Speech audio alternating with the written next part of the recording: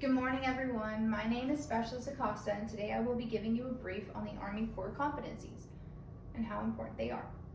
The purpose of this brief is to inform all of us as leaders to strive with these competencies and how to utilize them appropriately. Douglas MacArthur once said, "A true leader has the confidence to stand alone, the courage to make tough decisions, and the compassion to listen to the needs of others." As a leader, this quote encompasses everything it is for how important the Army Corps competencies are. This brief is overall unclassified. Next slide, please. Today we'll be discussing the Army Corps competencies, their meaning, how leaders utilize them, and their purpose to the Army. We will conclude with any questions. Next slide. What are the Army Corps competencies? The Army Corps competencies are leads, develops, and achieves. Leads, develops, and achieves are broken down further off of a Army leadership requirement model. The Army leadership requirement model is the be, know, do. Be and know falls under attributes, but the competencies fall under do. The do is what you do in order to accomplish your mission. Next slide. Leads. What does it mean to lead?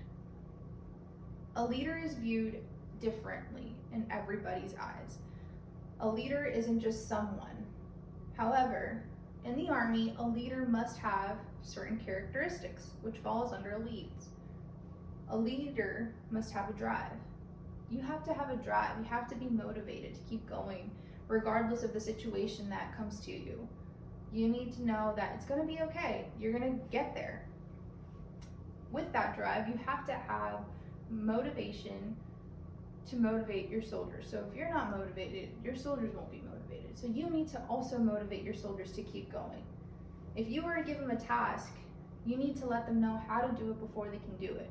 If you just throw your soldiers in there blindly, they'll disappoint you, and you don't want that. So you have to give them a sense of direction. Next, you also have to give them a purpose to continue the mission. If you give them a purpose to continue the mission, they won't let you down. They will try and give their 100% to accomplish what needs to be done so that at the end of the day, they can go home and be with their family.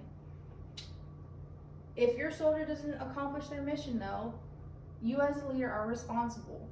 Anything a soldier does reflects on you.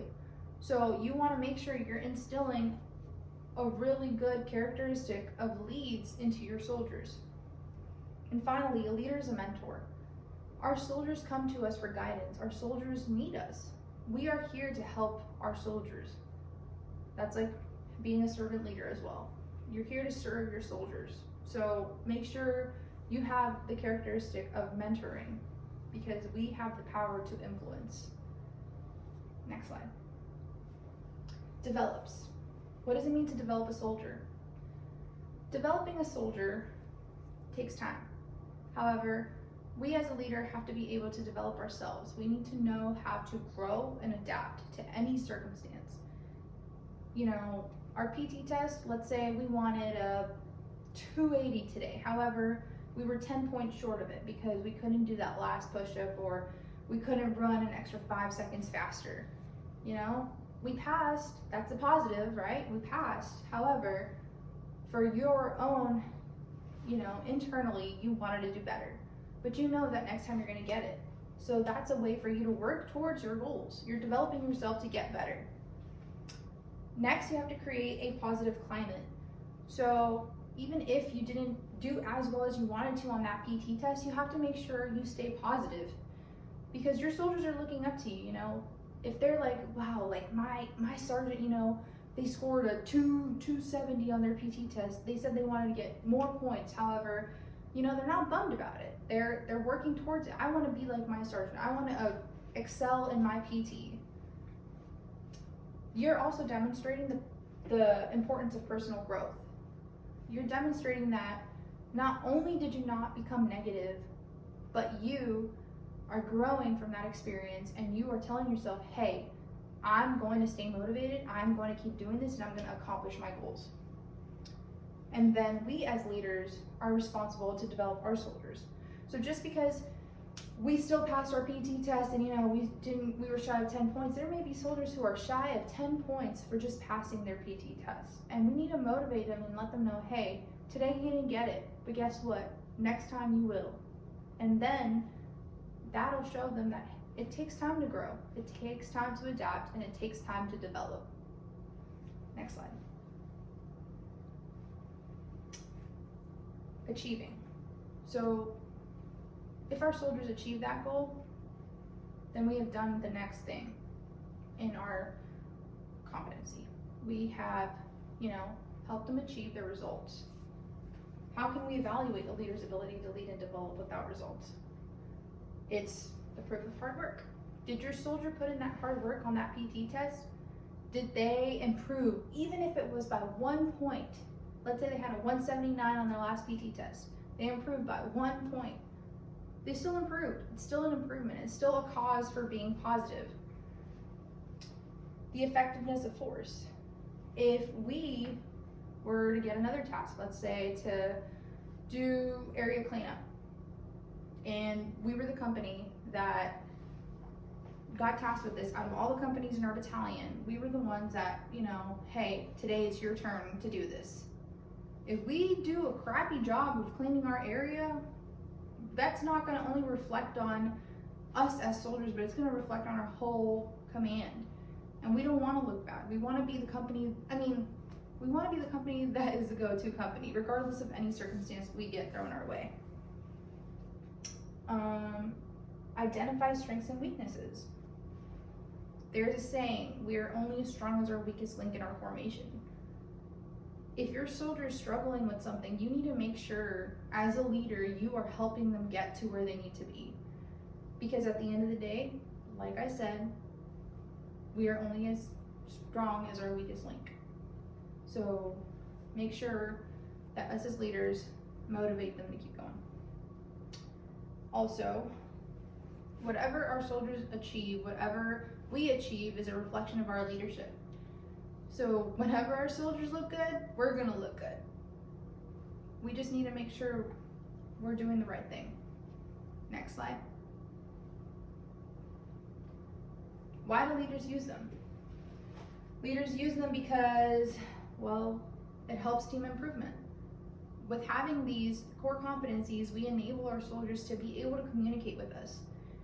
We are never going to be able to work as a team if we can't communicate. And that's the biggest and most important thing that we need to have, communication. Also, it helps us identify good versus bad leaders. Good leaders, there are many of them. Bad leaders are easily spottable. Bad leaders don't want to help anybody but themselves. They're only worried about them. Me. And we need to identify how we can eliminate these people from our formations and help those who are potential good leaders thrive. And positive climate. We need to create a positive climate in our formation in order to continue to grow, in order to continue to get results, in order to lead by example. We just have to have a positive climate. Nobody wants to come to work upset. They want to come to a work where it feels open. It feels good to come to work happy. Next, please. Why do we have them? There are pathways to success. The core competencies are 3 bullet points in our NCOERs. So if we don't have good bullet points, we won't look good. We'll be rated at the bottom of our NCOER, and we don't want that. It distinguishes us from our peers. We as leaders want to get results. We want to get to the top. We don't want to be the crappy soldier in the formation. We want to be different. Measurement for improvement. We're not always perfect. So even if, today I didn't do well on an exam personally, like my college exam, but I still have room to improve throughout the course. I'm just gonna keep looking for little holes to improve. I'm not gonna give up on myself. I'm not gonna say, you know what, today I'm done. I'm not gonna do this class anymore. I'm gonna keep going. You gotta keep pushing. And talent management. We have them to spot potential leaders. We have them to see, hey, this soldier has this characteristic today. This soldier looks like they'll be a potential sergeant major one day, you know? Like you have to spot those. You want to fix it at the lowest rank. If you identify a bad leader that early on, you have the ability to change them into a good leader by influencing them. And that's important for leaders. Next slide. In conclusion, today we talked about what the competencies are, their meaning, how they're utilized, and most importantly, why they are needed. They are needed because today in our Army, we have many soldiers who don't know the good and the bad. They just do. And we need to show them that there's a difference between those two. And these core competencies are our biggest tool in the Army. Next. Does anybody have any questions? This brief, again, is unclassified. Thank you for your time.